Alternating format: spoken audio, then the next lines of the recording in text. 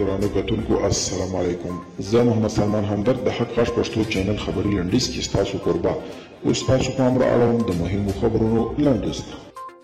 ولسي جرګې ته د راتلونکي 1400 کال په مالي بودیجه کې د 15 میلیونه ډالر د اشرف غني لومړی مرستیال امرالله صالح او دویم مرستیال سرور دانش د 6000 موټرونو د پیرلو لپاره ځانګړي شوي. دغه راز پارلمان ته ډاډ ورکول شوی دی چې د راتلونکي مالي کال دویمه نیمایي کې به د ښوونکي معاشونه هم لوړ شي. په هرات کې د اور لګېدو له کبله لسګونه ټانکرونه چاودلي. د هرات اسلام قلعه په ګمرک کې د رامنځته شوي اور لګېدنې له امله شاوخوا 19 کسان د ټپي کېدو خبر ورکړل شوی دی.